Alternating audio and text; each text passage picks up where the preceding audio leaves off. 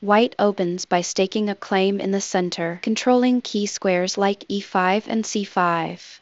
The Nimzoich defense approach, while it immediately fights for the center, this move is an inaccuracy because it blocks the c-pawn, which is often needed to challenge White's central setup in d4 openings. Developing the other knight with nf6 was more flexible. White plays a solid but somewhat passive move, preparing to support d4 but blocking the natural c4 advance. Striking immediately with d5 to kick the knight would have been a more ambitious and challenging continuation. Black develops logically, bringing the knight out to control the center and prepare for castling. White adopts a London system setup, developing the dark squared bishop outside the pawn chain to an active diagonal. Black strikes back in the center, establishing a firm presence and preventing White from easily expanding. White solidifies the center and opens the diagonal for the light-squared bishop. This queen move is questionable. It blocks the light-squared bishop on c8 and displaces the queen early in the opening. Developing the bishop to f5 was a much more natural and active choice. The best move in the position. White continues textbook development, bringing the knight to its most natural square. Black reinforces the d5 pawn and prepares to develop the dark squared bishop, though the c8 bishop remains trapped. White aims the bishop at the kingside, completing kingside development and preparing to castle. Black actively challenges the strong bishop on f4, hoping to trade it off and ease the pressure. White develops the last minor piece, supporting the center and ignoring Black's offer to trade on f4. Black decides to capture, permanently altering the pawn structure. Positional note: White's recapture with the e-pawn doubles the f-pawns, but it opens the semi-open e-file for the rook and grants White a firm, lasting grip on the central e5 square. This structural change will dictate the flow of the middle game. Black jumps the knight forward, perhaps looking to provoke weaknesses or reposition, though it lacks immediate clear targets.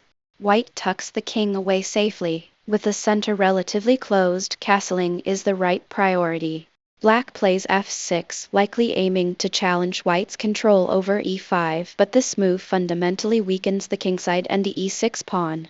White places the rook on the newly opened e-file, immediately eyeing the backward and vulnerable e6 pawn. Critical moment, a serious error that changes the complexion of the game. By advancing the f-pawn again, Black completely abandons control of e5, permanently weakens the e6 pawn, and leaves the king stranded in the center. Castling kingside was absolutely necessary to secure the king. White immediately targets the weak e6 pawn, but this is a small inaccuracy. A direct tactical shot like bxf5 was stronger, exploiting the pin on the e-file if Black were to recapture. Still, White maintains a clear advantage. Black defends the pawn with the queen, but this walks into more trouble by placing the queen on the dangerous e-file. Castling to get the king out of the center was the better practical chance, even at the cost of a pawn. White tries to break open the center, but this move is a mistake. It ignores the crushing tactical opportunity of bxf5, which would have torn Black's position apart. Now Black has a brief moment to breathe. Black seizes the chance to win a pawn and centralize the knight, creating some counterplay. A serious mistake. White gives a check, but this completely misses the critical idea of playing cxd5 to rip open the center while Black's king is stuck. Black's response, however, is equally poor. Black responds with a blunder of their own. Blocking with c6 allows White to renew the central tension. Developing the bishop to d7 would have attacked the queen and kept the game complicated. A very strong move with an important positive impact. White finally finds the central break, exploiting the tension and opening lines towards the uncastled king. A fatal mistake. By playing x5, Black opens the e-file while their queen and king are perfectly aligned on it, stepping right into a devastating pin. Moving the queen to c5 was the only way to offer resistance. White cashes in on the tactical blunder, winning the queen for a rook. White now has a decisive advantage. Black recaptures with the king, but the position is completely lost. The king is exposed and White is up massive material. With the black king stranded in the center, white brings the remaining rook into the attack with tempo. The focus now shifts to executing the final assault efficiently. Black blocks the check with the bishop, but it is just a temporary shield. White eliminates the defending bishop, simplifying the position and maintaining a crushing attack.